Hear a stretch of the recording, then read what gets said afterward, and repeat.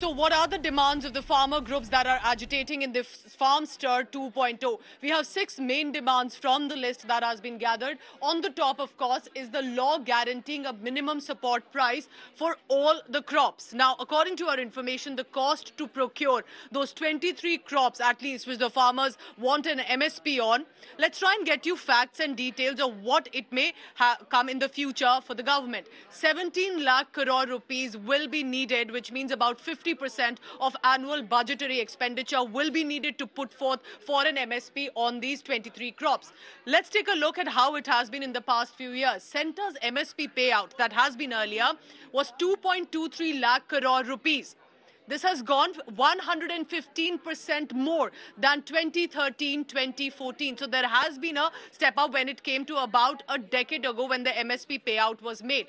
On wheat, for example, let's go one by one on the crop. The minimum support price on wheat has gone up about 62.5% from 2013-2014. And if this is put, the manner in which farmers want, this is the sort of budgetary allocation that will have to be made. On paddy, 66.64% gone up from 2013 to 2014 if it needs to be implemented. There are several crops like that, including wheat and paddy that we spoke about. Let's take a look at other demands as well. Now, this one is also important. This is a repeat of what they wanted earlier in the farmers' protest. Full debt waiver for the farmers.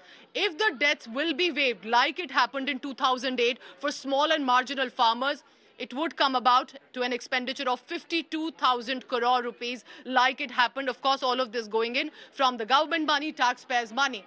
If this gets implemented now in 2024, remember from 2008, it would of course go up to a higher margin that the government will have to pay for. Now, the agri credit here has been 21.5 lakh crore rupees. Will go up 160% since 2013-2014 if that debt waiver takes place. The matter, this one is very important. The third demand, again similar to what happened in farmers' protest. Remember the Lakhimpur Kheri, where the farmers had died and the allegation charges were on a BJP leader who was also arrested.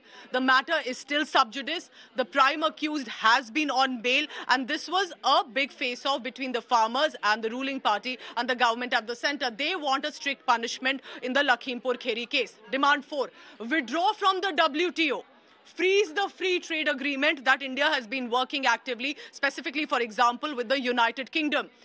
Why they are saying withdraw from the WTO is perhaps to focus on the domestic crops of India and not put it out in the global market. But India is already world's 5th largest economy by nominal GDP. According to the government, is heading toward the 3rd largest. If it withdraws from the WTO, does not have free trade agreement, could this also suffer? Because as of now, there doesn't appear to be having an impact on the economy as such because of where the standing is with the global markets.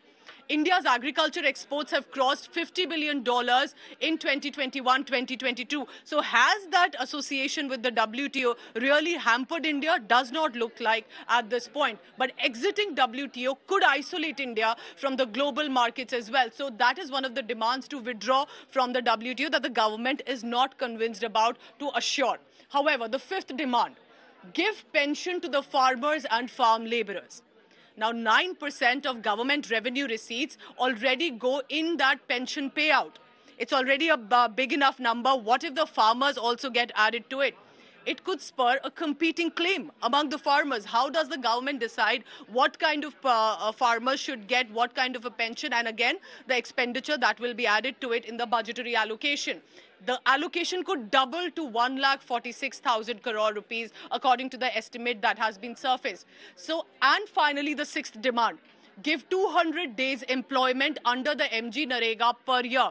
The budget allocation for that also again could double up, I correct myself, to 1,46,000 crore rupees. These are, and I'm told some of these demands were even assured can be worked out from the government when the delegation met the farmers. But the MSP is where the government is refusing to make it into a law, to a legal guarantee, to what the farmers want. And that remains the big contention. So these are some of the demands that farmers say are fair demands. Ensure it happens. The government says will think on it. Back to the studio.